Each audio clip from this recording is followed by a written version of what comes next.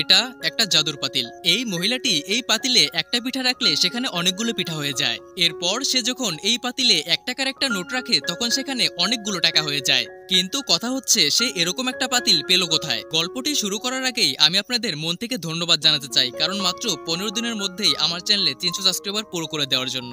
যেহেতু আমার আগের চ্যানেলটি সাসপেন্ড হয়ে গেছে, যেখানে প্রায় ১.৫ লক্ষ সাবস্ক্রাইবার ছিল, তাই আমি আপনাদের ছোট ভাই হিসেবে এটা আশা করতেই পারি যে আগের চ্যানেলের মতো এই চ্যানেলও আমাকে সাপোর্ট আর ভালোবাসা দিয়ে এগিয়ে নিয়ে যাবেন। তো চলুন বেশি কথা না বাড়িয়ে আজকের এই মজার গল্পটি শুরু করা যাক। গল্পটা শুরু হয় আজ থেকে আরো অনেক বছর আগে। একদিন এক দুধওয়ালা কুয়া করতে করতে মাটির নিচে একটা পাতিল খুঁজে পায়। লোকটা মনে করেছিল এটা হয়তো সাধারণ কোনো পিতলের পাতিল, তাই সে পাতিলটিকে তার দুধ রাখার কাজে ব্যবহার করতে থাকে। লোকটা পাতিলটিকে সাইডে রেখে আবারও মাটি কাটার কাজে মন দেয়, কিন্তু কিছুক্ষণ পরে সে লক্ষ্য করে তার পায়ের তলা দিয়ে দুধ গড়িয়ে গড়িয়ে পড়ছে। লোকটা অবাক হয়ে দেখতে পারে সেই পাতিলটি থেকেই দুধ এভাবে গড়িয়ে গড়িয়ে পড়ছে। লোকটা তখন অনেক বড় বড় পাত্রে দুধ ঢালতে থাকে, কিন্তু সমস্ত বড় বড় পাত্রগুলো ভরে যাওয়ার পরও সে দেখতে পায় পাতিলে তো এখনো দুধ রয়েই গেছে। কোনোভাবেই যেন পাতিলের দুধ একদম শেষই হচ্ছে না। লোকটা যখন পাতিলটিকে একদম উপর করে ফেলে ঠিক তখনই দুধ একদম শেষ হয়ে যায়। লোকটা তখন বুঝে যায় এটা হচ্ছে একটা জাদুর পাতিল। এই পাতিলটাকে ব্যবহার করে সে রাতারাতি অনেক কোটিপতি হয়ে যায়। সে তার ছোট্ট কুঁড়েঘরটাকে ভেঙে সেখানে একটা রাজপ্রাসাদ দাঁড় করায়। কিন্তু সামান্য একজন দুধওয়ালা থেকে হঠাৎ কোটিপতি হওয়ার কারণে তার সম্পত্তির উপর আশপাশের চোরদের নজর পড়ে। একদিন রাতে তার ঘরে দুজন চোর প্রবেশ করে। তারা সিন্দুকটি খুলে দেখে সেখানে একটা পাতিল রাখা রয়েছে। চোরগুলো মনে করেছিল এটা হয়তো কোনো সোনার পাতিল, তাই ভেবে চোরগুলো এই পাতিলটিকেই চুরি করতে যায়। কিন্তু চুরির সময় তাদের পায়ের শব্দে বাড়ির দারোয়ানগুলো উঠে যায়। দারোয়ানগুলো তখন চোরগুলোকে তাড়া করতে থাকে। চোরগুলোকে তাড়া করতে করতে তারা একটা ব্রিজের উপরে এসে দাঁড়ায়। পাতিল হাতে নিয়ে দৌড়ানো চোরটি তখন পা পিছলে পড়ে যায় এবং তার হাত থেকে পাতিলটি ছিটকে নদীতে পড়ে এবং নদীর স্রোতে ভেসে পাতিলটি কোথায় যেন চলে যায়। তার বেশ কিছুদিন পরে একটা দাদিমা নদীতে আসে তার বাসনগুলো মাজার জন্য। দাদিমা তখন এই চকচকে পাতিলটিকে নদীর পানির নিচে পড়ে থাকতে দেখে। তখন এই দাদিমাও সেই পাতিলটিকে একটা সাধারণ পাতিল মনে করে তার বাড়িতে নিয়ে চলে আসে।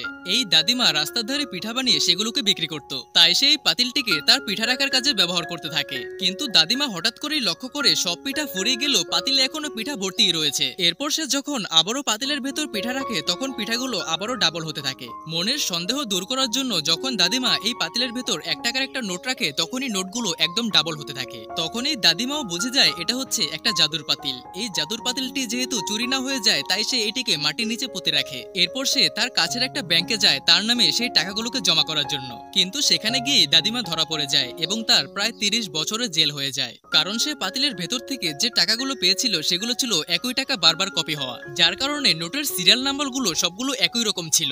এই বৃদ্ধ মা জেলের ভিতরে প্রতিনিয়ত নানা রকম নির্যাতনের শিকার হতে থাকে। কিন্তু হঠাৎ একদিন নিসা নামের নতুন একটা মেয়ে আসে এবং এসেই সে তাকে বাঁচিয়ে নেয়। বৃদ্ধ দাদিমাও তখন তার উপকারের প্রতিদান দেওয়ার জন্য সে জাদুর পাতিলের কথা এই দুই বোনকে বলে দেয়। কিছুদিন পরেই লিসা এবং তার বোনের জামিন হয়ে যায়। লিজা এবং তার বোন জেল থেকে ছাড়া পাওয়া মাত্রই ভেটেরিনারি ডাক্তার সেজে সেই ফার্মে যায় যে ফার্মের কথা সেই বৃদ্ধ বুড়িমাটা বলেছিল, কারণ সেই বুড়িমাটা এখানেই কোনো একটা গাছের নিচে সেই পাতিলটা পুঁতে রেখেছিল। ফার্মে প্রবেশ করেই তারা দারোয়ানকে বলে আমরা গরুকে ভ্যাকসিন দিতে এসেছি। কিন্তু দারোয়ান তাদেরকে বলে গরুকে তো ভ্যাকসিন অনেক আগেই দেওয়া হয়েছে।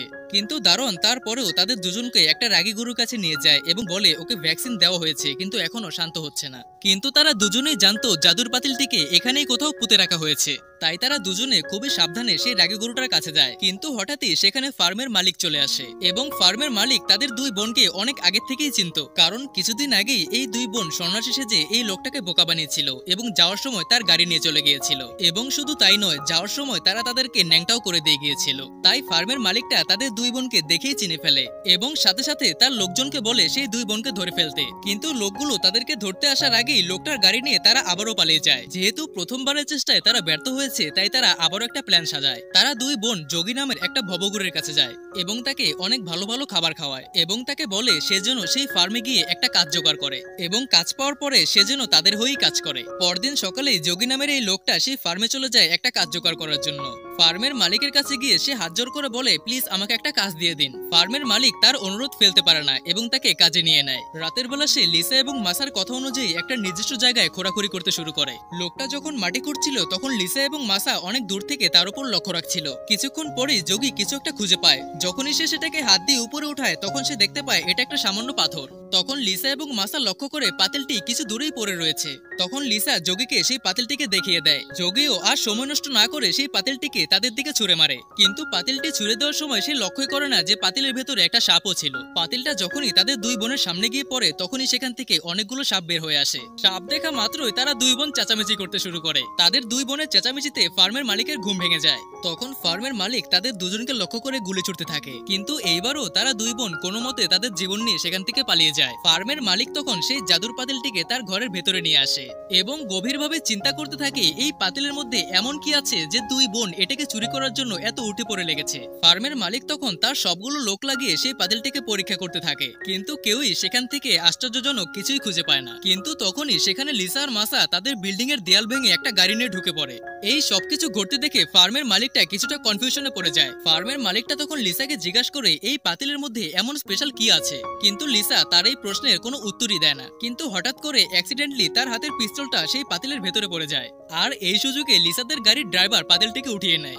আর লিসাও তখন পাতিলের ভেতর থেকে পিস্তলটাকে হাতে নেয় এবং দুটো গুলি ছুড়ে ফার্মের মালিককে সারেন্ডার করতে বলে। কিন্তু ফার্মের মালিক হাসতে থাকে এবং লিসাকে বলে বন্দুকের ভেতর দুটাই গুলি ছিল।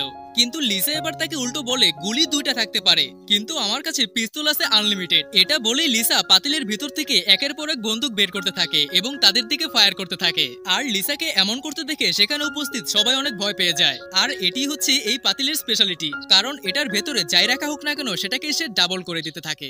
লিসা এবং মাসা তাদেরকে ঘরে আটকে রেখে তাদের গাড়ি নিয়ে সেখান থেকে পালিয়ে যায়। কিন্তু সেই ফার্মের মালিকটাও তো এবার এই পাতিলের স্পেশাল পাওয়ার সম্পর্কে জানে, তাই সে নিজেও অন্য একটা গাড়ি নিয়ে তাদের পিছু করতে থাকে। এদিকে লিসাও একের পর এক পিস্তল বের করে তাদের দিকে আক্রমণ করতে থাকে, কিন্তু লিসাদের গাড়ির ড্রাইভার তখন একটা মিস্টেক করে ফেলে। সে পাতিলটাকে দেখতে গিয়ে পুরো উপর করে ফেলে, ফলস্বরূপ সমস্ত পিস্তলই উধাও হয়ে যায়। আর ঠিক সেই সময়ই তাদের গাড়িটাও কাদার ভেতরে আটকে যায়। তারা তখন গাড়ি থেকে নেমেই দৌড়াতে শুরু করে এবং ফার্মের মালিকের লোকজনও তাদের পেছনে ধাওয়া করতে থাকে। লিসা তখন সেই পাতিলটিকে হাতে নিয়ে সেই লোকগুলোর সাথে মারামারি করতে শুরু করে এবং তাদেরকে হারিয়ে আবারও সেখান থেকে পালিয়ে যায়। এভাবে দৌড়াতে দৌড়াতেই তারা একটা ব্রিজের উপরে আসে এবং কয়েকজন লোক এসে তাদের দুজনকে ধরে ফেলে। সামনে আর কোনো পথ খোলা না দেখে তারা দুজনেই নিজেদের হাত ধরে নদীতে ঝাঁপ দেয়। কিছু দূর সাঁতরে এসে তারা আবারও পাড়ে গিয়ে ওঠে।